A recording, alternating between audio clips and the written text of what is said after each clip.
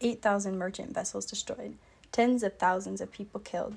The German U-boat was a formidable power in both world wars. These U-boats could attack ships 20 times their size from both above and below the surface with their deck guns and torpedoes.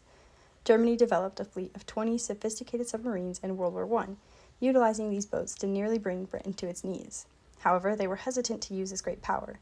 By the time World War II began, Germany had 57 submarines, believing that to rule the waters meant they would win the war. In May 1940, Adolf Hitler approved unrestricted submarine warfare on all shipping lanes. The U-boats would stalk their targets, often armed merchant ships, for days before striking. After Hitler's suicide, German forces were ordered to cease operations and surrender. The remaining 45 U-boats at sea surfaced and proceeded to ports designated by the Allies. Crossing the Atlantic during World War II was nothing short of a nightmare for Allied sailors. Merchant ships vital for carrying supplies to Europe faced constant threats from German U-boats lurking beneath the waves. Between 1939 and 1942, over 1,600 Allied ships were lost to U-boat attacks, taking countless lives and millions of tons of cargo to the ocean floor. The stress was unrelenting. Crews spent hours on freezing, rain-soaked decks, watching for the slightest ripple that might signal an enemy. A torpedo could strike without warning, and survival often meant clinging to lifeboats in icy waters. Despite these odds, Allied sailors persisted, knowing their efforts were critical to the war's outcome.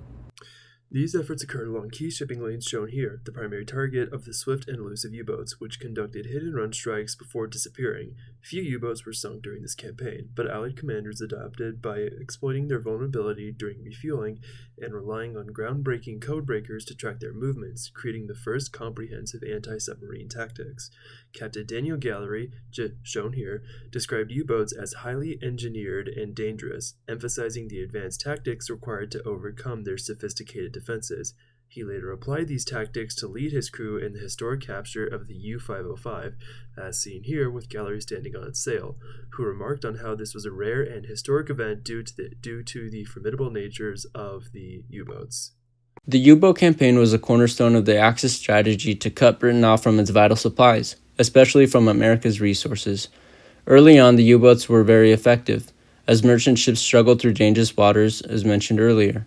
The Germans saw the U-boats as a weapon with immense potential, capable of crippling fleets while remaining nearly invisible. However, there were many limitations: tactical challenges, a lack of sufficient U-boats, and the fear of provoking the U.S. into the war. Ultimately, the legacy of the U-boat campaign is one of unrealized potential. Had the Germans exploited the U-boat advantage before America's industrialized power arrived, it might have changed the course of the war. Instead, that opportunity was lost, leaving behind a legacy of what could have been a game changer for the Axis.